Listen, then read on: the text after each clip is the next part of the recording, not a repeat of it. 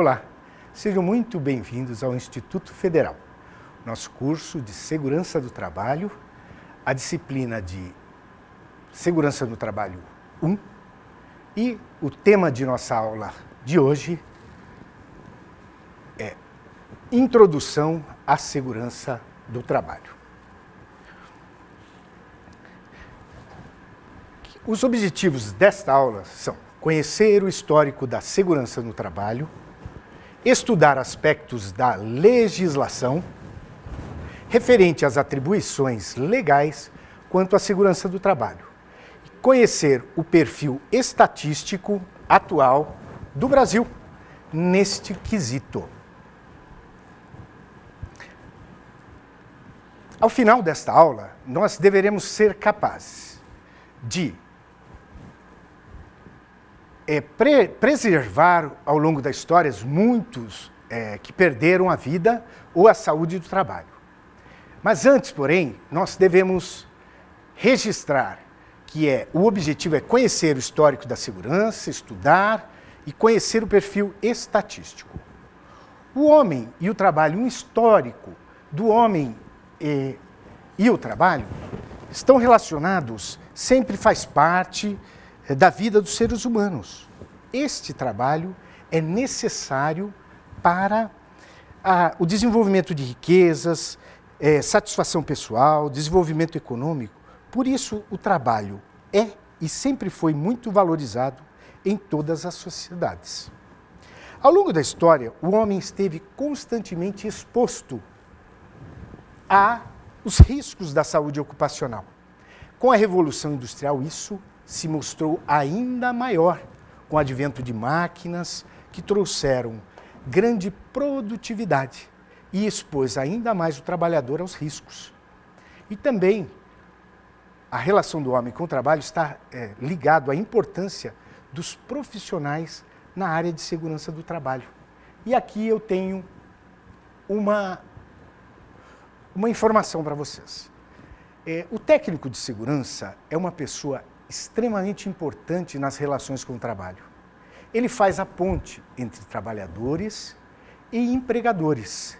Sua atuação deve ser segura, deve ser uma pessoa com características voltadas ao empreendedorismo. O intraempreendedorismo significa que ele vai fazer essa ponte, esse elo, diante dos seus companheiros empregados e diante dos seus empregadores.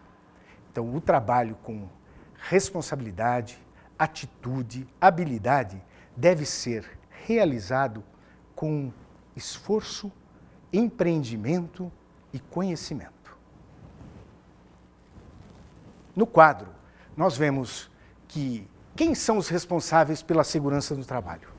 Todos. Essa palavra expressa o nosso sentimento quando empreendemos esforços para assegurar a segurança no trabalho. O poder público tem especial interesse quando o assunto é evitar acidentes. Por quê? O poder público está relacionado aos custos envolvidos na segurança do trabalho. Por isso, ele estimula, junto ao Ministério do Trabalho, uma comissão tripartite formada por empregador, empregados e o próprio governo. Os três sentam-se diante de uma mesa para discutir os assuntos que vão ser importantes para o trabalhador.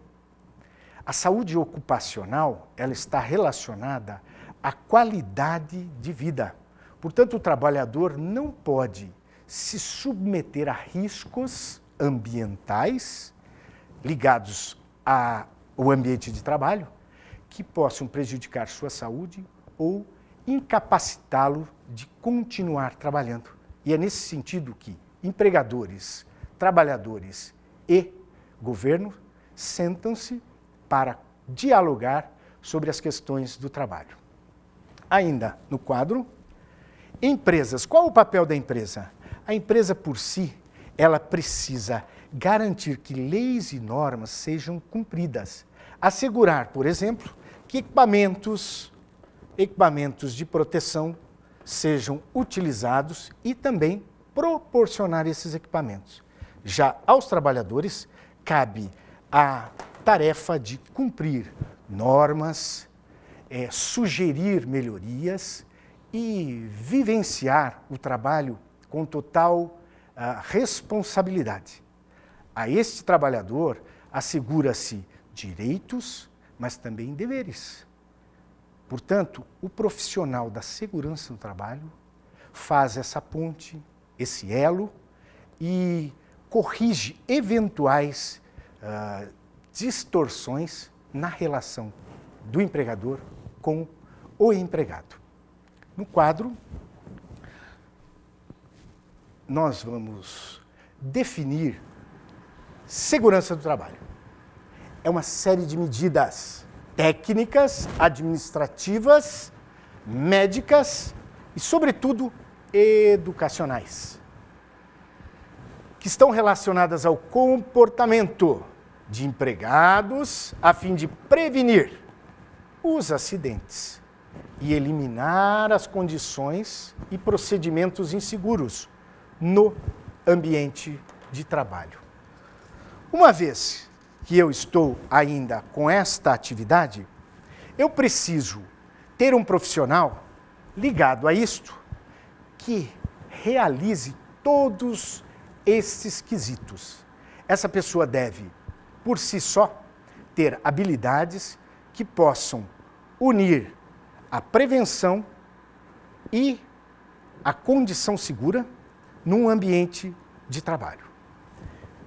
Ainda sobre isso, nós temos que conceituar o acidente de trabalho. Então, o que é o acidente de trabalho? É aquilo que ocorre pelo exercício do próprio trabalho, mas não só por isso. Ele também está relacionado à redução da capacidade do trabalho, ela sendo permanente ou temporária. Ela tem envolvimento com lesões, ela pode ainda causar perturbação funcional e ocorre pelo exercício de trabalho.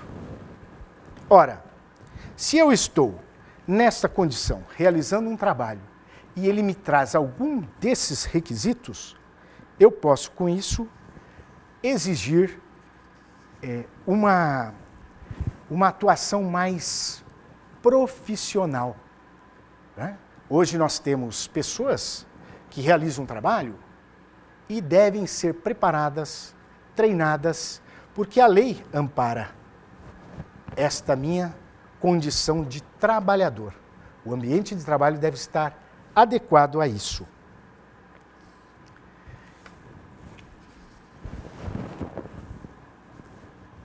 Quando eu tenho uma situação de conflito de interesses, onde o empregador me solicita a realizar uma atividade ou tarefa em que eu não estou preparado por falta de conhecimento, por não ter perícia nisso, não conhecer adequadamente, imperícia, eu posso me negar a isso? Sim, posso, desde que haja o bom senso.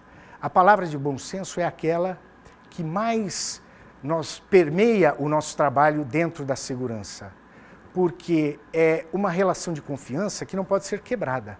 Então, se o trabalhador não está apto, eu devo treiná-lo, devo orientá-lo. Se as condições não estão seguras no ambiente de trabalho, eu devo cuidar para que isso seja corrigido.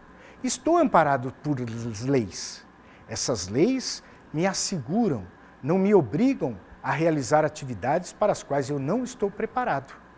E esse histórico nós vemos ao longo do tempo e dos anos. E essas definições que até hoje proporcionaram a situação como estamos, né?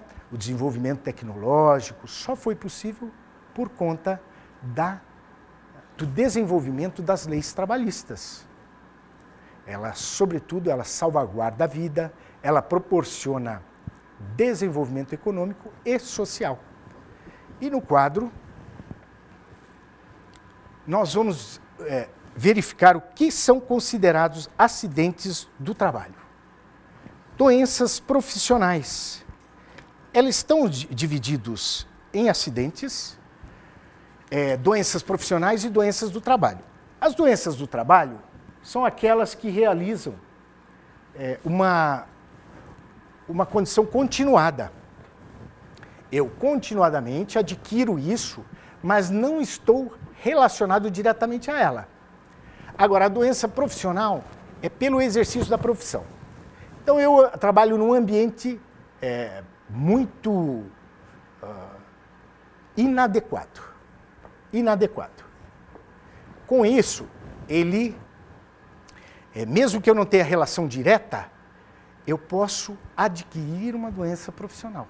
Já a doença do trabalho é aquela que adquire relacionado diretamente à atividade. Então, um soldador, um torneiro mecânico, um motorista, todos eles têm riscos ligados a isso e podem levá-los a doenças do trabalho.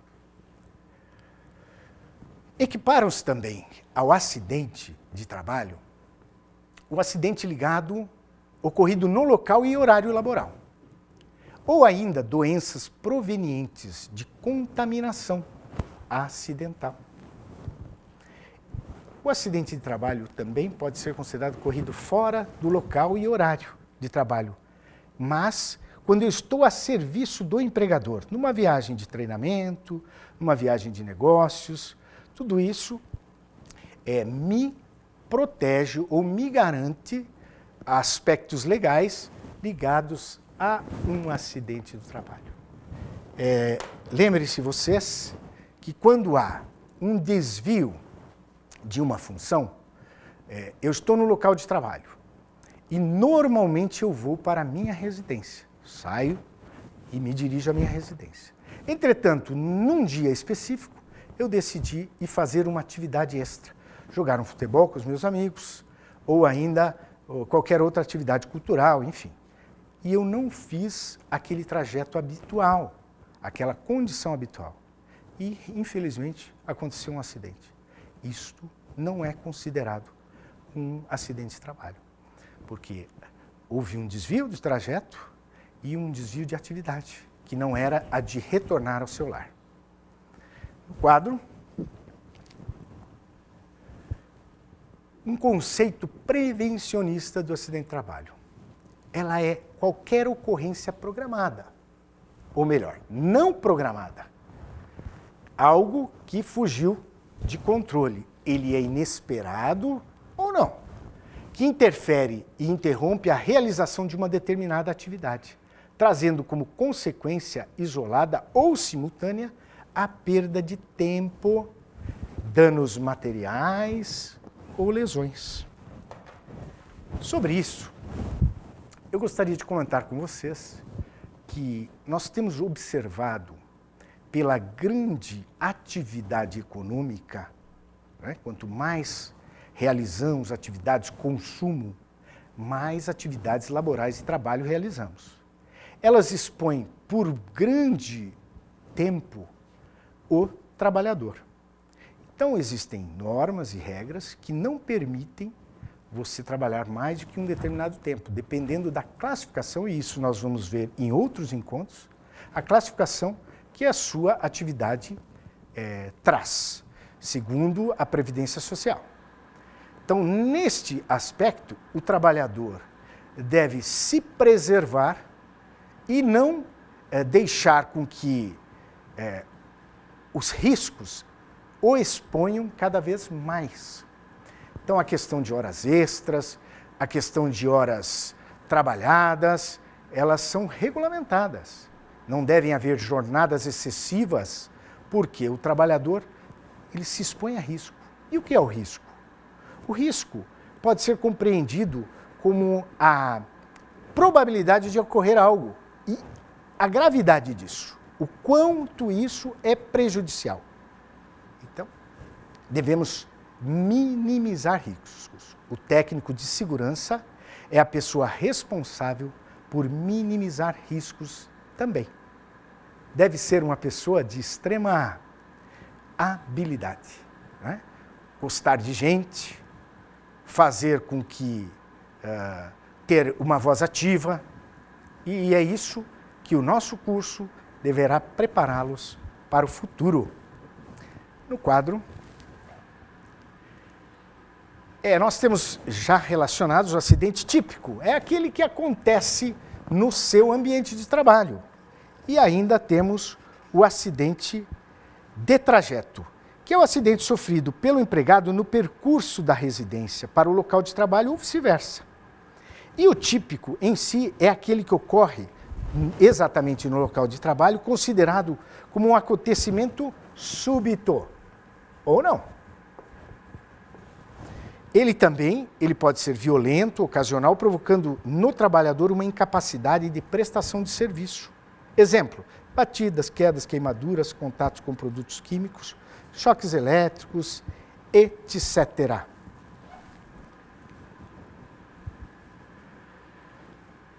Existe uma lei, um decreto número 2172 de 1997, que exige a comunicação de acidentes de trabalho.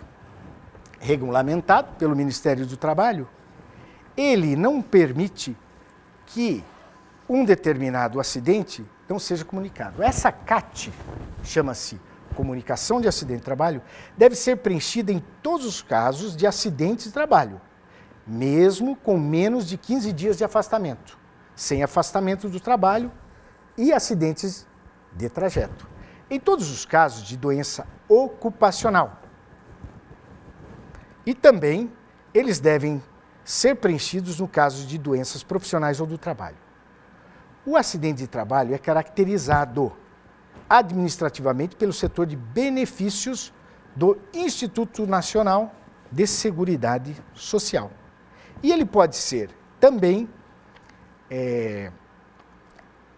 caracterizado tecnicamente pela perícia médica do Instituto do INSS.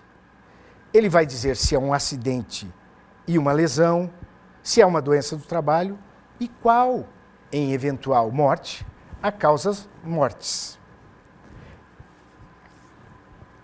No Brasil, o INSS revelou uma estatística em 2012 que diz que 705.239 acidentes registrados ocorreram. Os acidentes típicos, ou seja, aqueles que ocorrem no local de trabalho, lideraram com 78%. E 19% foram acidentes de trajeto. Então eu pergunto a você, um acidente de trabalho é um acidente de trajeto também, pode ser considerado. Imagine você que de cada 100 acidentes que ocorreram naquele ano, 19 foram de trajeto. O nosso trânsito, as condições, motocicletas, enfim. Tudo isso tem agravado as condições da Seguridade Social, ou seja, o afastamento, os custos dos hospitais públicos que atendem a esses traumas. Por isso, governo, empregadores e trabalhadores, por meio de seus sindicatos, normalmente, sentam-se para discutir esses assuntos. No Brasil, os acidentes são extremamente caros para o poder público. Então, nós devemos realizar a conscientização dentro do ambiente de trabalho, ser um agente transformador, fazer com que pessoas e os seus locais sejam adequados e essas pessoas levem para seus lares, para o seu convívio, uma condição extremamente segura. Mas para isso é preciso acreditar. A pessoa precisa acreditar que este é um caminho. O responsável técnico de segurança, ele deve, mais uma vez eu insisto, ser um disseminador dessa filosofia.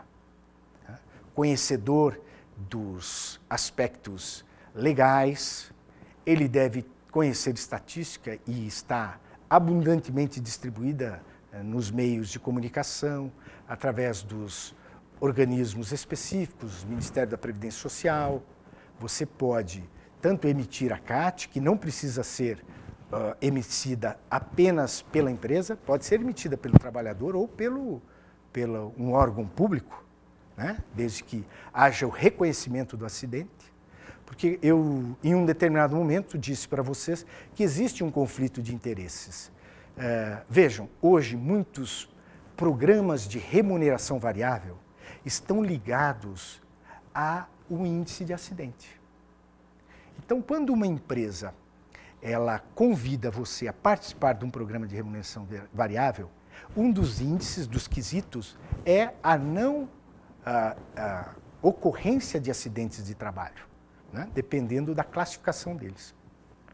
E isso faz com que pessoas passem a querer omitir dados. Nós vamos estudar mais adiante condições inseguras, incidentes, né? Uma série de definições nas quais nós veremos que uma série de incidentes leva a um acidente, né? Alguns gostam de dizer que um incidente pode ser um acidente sem prejuízo. Não. Há definições, e o Ministério do Trabalho e a Previdência Social são bem claras nisso, que exigem o registro e a comunicação desses acidentes. Mas esse conflito de interesses levará o técnico de segurança e os profissionais ligados à área a fazerem profundas reflexões e se assegurarem de que tudo caminha bem. Sobre a verdade, não há qualquer dúvida. Então, esse é um aspecto que o técnico de segurança também deverá zelar para o bom andamento. Ainda aqui no quadro, nós vemos que doenças do trabalho são em torno de 3%. Esse é o Anuário Estatístico da Previdência Social, que é um documento que fala sobre as realizações. No dia a dia, um profissional ligado à segurança do trabalho, ele terá muitos desafios. Então, o histórico disso tudo deve nos animar, trazer ânimo, trazer segurança e disposição para trabalhar esses aspectos no dia a dia. Nós vamos encontrar perfis psicológicos de pessoas completamente diferentes, pessoas mais distraídas, pessoas que têm uma noção espacial menor, aquele desastrado. Então nós devemos estar atentos a isso. É lógico que nós não somos guardiões da segurança no aspecto de ficar vigiando tudo, mas nós somos as pessoas que trabalham com políticas, ou seja, formas de conduzir as pessoas de uma maneira cordial.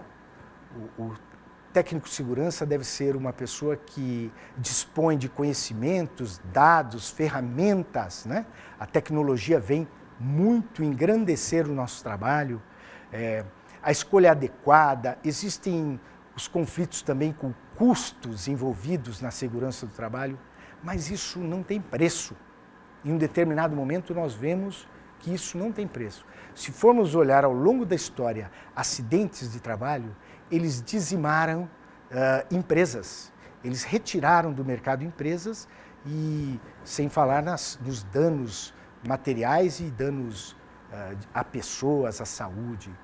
Portanto, esse trabalho de fazer uma retrospectiva sobre a segurança do trabalho é fundamental. As literaturas auxiliares, eu recomendo que todos possam ler mais dentro da bibliografia que o curso defende, a bibliografia auxiliar. Vocês devem estar sempre olhando para isso, lendo e se atualizando.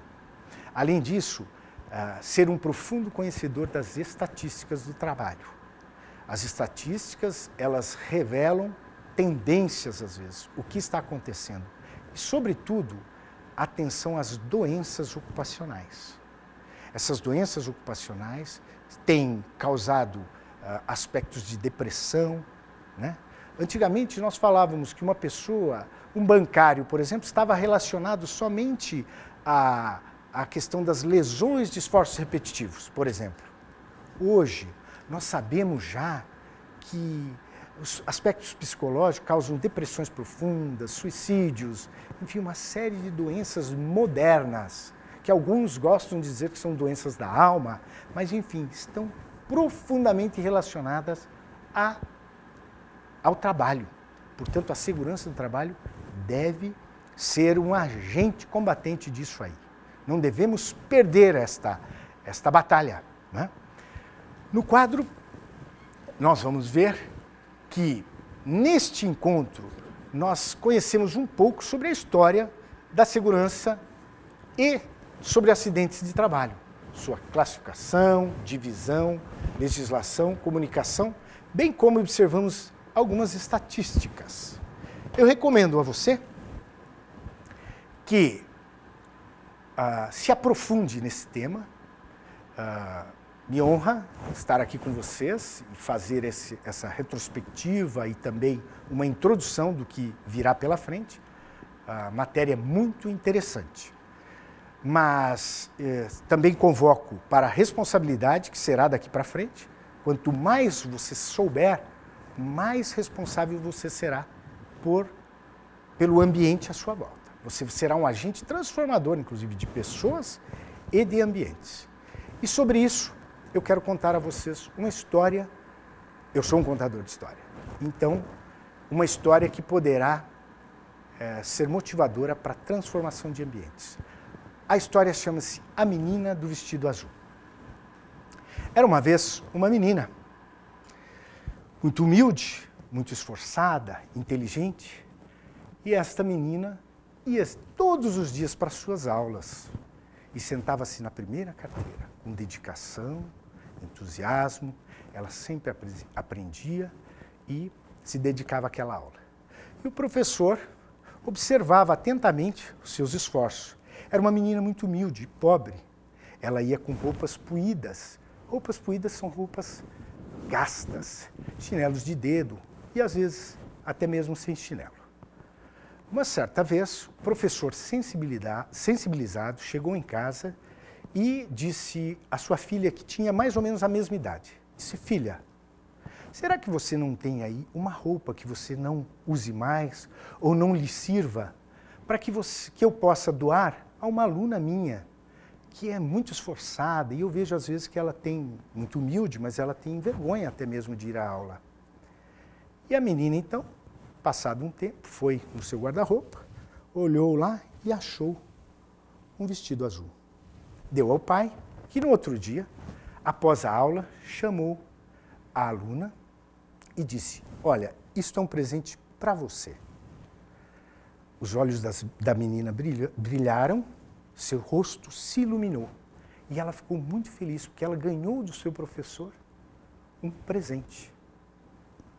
Então, terminada a aula, ela foi para casa, mostrou à sua mãe o seu contentamento, mostrou o presente, fez suas tarefas da casa, as tarefas da escola e já terminava o dia, tomou um banho e colocou o seu vestido, o seu presente. Ela simplesmente estava linda. Naquele dia ela foi fazer o que ela mais gostava, que era olhar a vida do portão de sua casa. A tarde caía, seu pai chegava do trabalho e olhou de longe e disse: nossa, será que temos visita hoje? Pois não reconheceu sua filha. E ao chegar viu que se tratava de sua filha linda. Então, após o jantar, disse para a esposa: você viu como a nossa filha é linda? E nós estamos nessa casa tão desarrumada?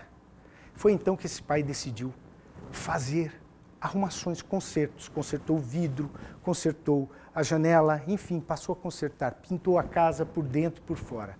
O vizinho da direita, olhando aquilo, disse: nossa, vou pintar a minha casa também. O da esquerda, enfim, tudo começou a se transformar.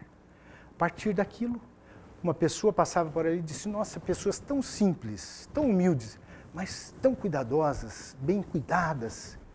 Vou providenciar. E foi onde surgiram praças, novas escolas, iluminação, e tudo se transformou. Sabem por quê? Por causa de um simples vestido azul.